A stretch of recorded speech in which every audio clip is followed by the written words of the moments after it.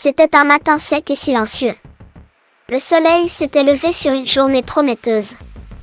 Le chasseur avançait dans la brousse, son fusil calé contre l'épaule. Sac à gibier sur l'épaule, déjà quelques prises, la chasse s'annonçait bonne. Il pensait à sa femme, qui l'attendait à la maison comme toujours, prête à préparer la ration du jour. C'était la routine. Une tradition. Chasser, ramener, nourrir. Mais ce jour-là, tout allait basculer.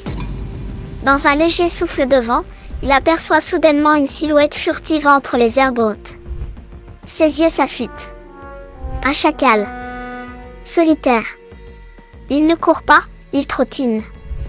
Le chasseur lève son arme. Un tir. Sec. Rapide.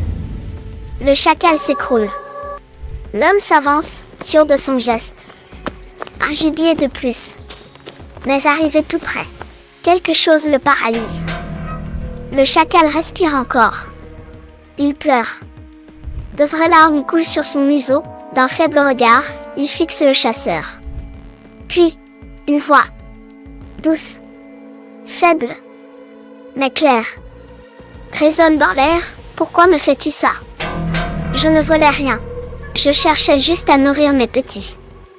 Ils m'attendent. Ils n'ont plus personne. Je n'étais pas ton ennemi. Le chasseur vacille. Ses jambes tremblent, son fusil glisse de ses mains. Son sac à gibier aussi tombe, sa poitrine se serre. Ses yeux se mouillent. Ce n'était plus un animal qu'il voyait. C'était un père. Un être. Une âme. Il tombe à genoux, pose la main sur le pelage tremblant du chacal. Et dans un souffle, une promesse sort de ses lèvres. Pardonne-moi, je ne tuerai plus jamais. Le chacal, doucement, cesse de respirer. Dans un dernier souffle, c'est toute l'innocence du monde qui s'éteint. Saisi de remords, le chasseur pleure toutes les larmes de son âme. Il réveille le chacal en vain puis, dans un geste brutal, il se relève, ouvre son sac à gibier, et jette tout. Chaque proie, chaque morceau, même le sac lui-même, comme s'il voulait effacer ses pas. Il jette aussi le fusil, et il rentre à la maison. Les yeux rouges, la tête vide, le cœur lourd. Sa femme, surprise de le voir rentrer sitôt elle remarque ses mains vides. Son regard fuyant. Son silence inhabituel. Elle s'apprête à parler, mais s'arrête. Quelque chose en lui a changé. Elle le sent. Il s'assied. Épuisé. Elle le regarde, sans poser de questions. Puis doucement, elle s'assied à côté de lui, et lui prend la main. Sans un mot. Parce que parfois, on comprend mieux ce qui n'est pas dit. On croit souvent que l'instinct justifie l'acte.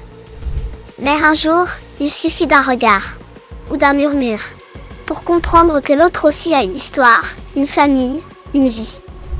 Le vrai courage, ce n'est pas de viser juste. C'est de poser son arme.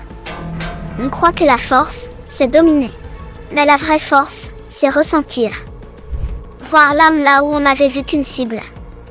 Écouter la douleur de l'autre, même quand elle ne parle pas notre langue. Parce qu'au fond, chaque être, homme ou animal aime, protège, et souffre pour ce qu'il aime. Et si tu t'arrêtes un instant, tu verras, ce que tu crois être l'autre, c'est souvent un miroir de toi-même.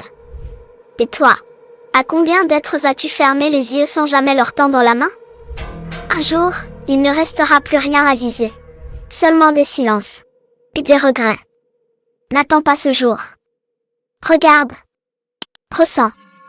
Choisis la paix.